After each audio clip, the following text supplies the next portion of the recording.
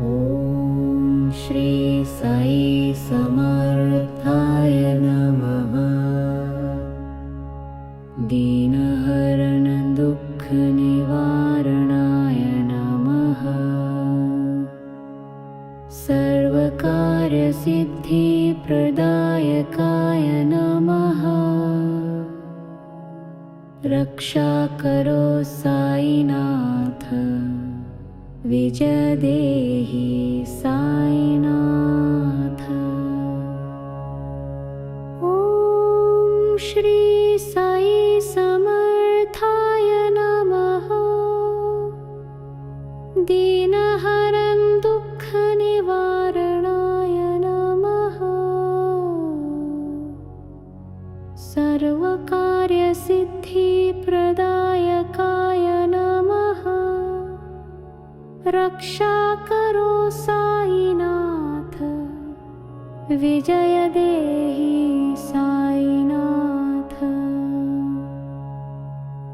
ॐ श्री साई समर्थाय नमः। दीनहरण दुःख निवारणाय नमः। सर्वकार्य सिद्धि प्रदायकाय नमः।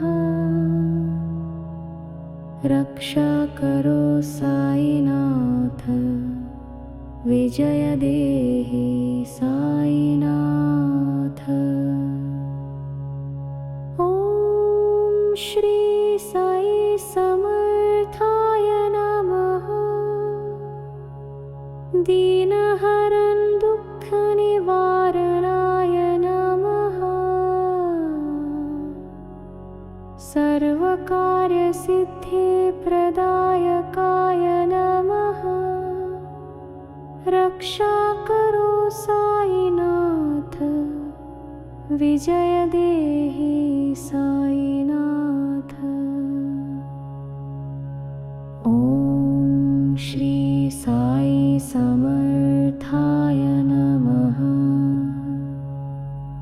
दीनहरण दुःख निवारणाय नमः। सर्वकार्य सिद्धि प्रदायकाय नमः। रक्षा करो साईनाथ, विजय देहि साईनाथ। ॐ श्री साई समर्थाय नमः। दीनहरण दुःख निवारणाय नमः।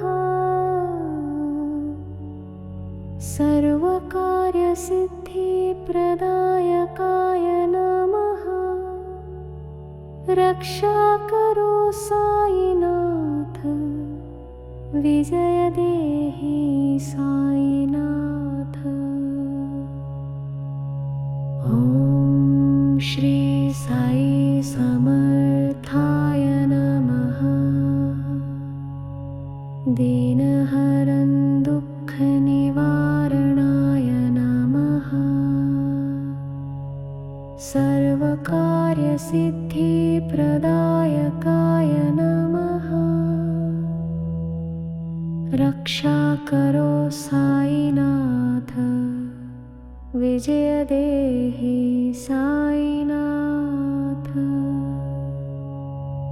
ॐ श्री साई समर्थाय नमः। दीनहरण दुःख निवारणाय नमः। सर्वकार्य सिद्धि प्रदायकाय नमः। रक्षा करो साईनाथ, विजय देहि साईनाथ। ॐ श्री साई समर्थाय नमः। दीनहरण दुःख निवारणाय नमः। सर्वकार्य सिद्धि प्रदायकाय रक्षा करो साईनाथ, विजय देहि साईनाथ। ॐ श्री साई समर्थाय नमः। दीनहरं दुःखनिवारणाय नमः। सर्वकार्यसिद्धिप्रदायकाय नमः। रक्षा करो साईनाथ, विजय देहि साईनाथ। ॐ श्री साई समर्थाय नमः। दीनहरण दुःखनिवारणाय नमः। सर्वकार्यसिद्धिप्रदायकाय नमः। रक्षा करो साईनाथ, विजय देहि साईनाथ। साई राम, साई राम। साई स्पर्श से पावन है जो यात्रा हर उस ग्राम की, जिस माटी का कण कण गाए लीला साई राम की। साई राम, साई राम। हो साई स्पर्श से पावन है जो यात्रा हर उस ग्राम की, जिस माटी का कण कण गाए लीला साई राम की। साई चरित के अनुभव के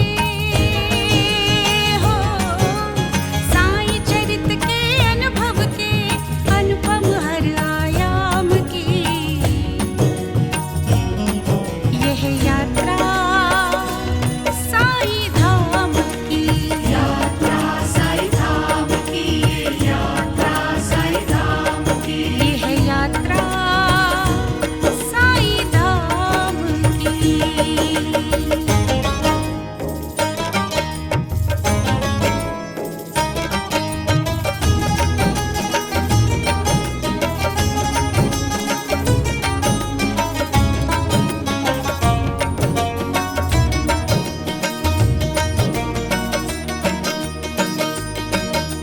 हर एक धाम की अपनी कहानी सुखद सुहानी है, जिसकी पवन में खुली साई की अमृत।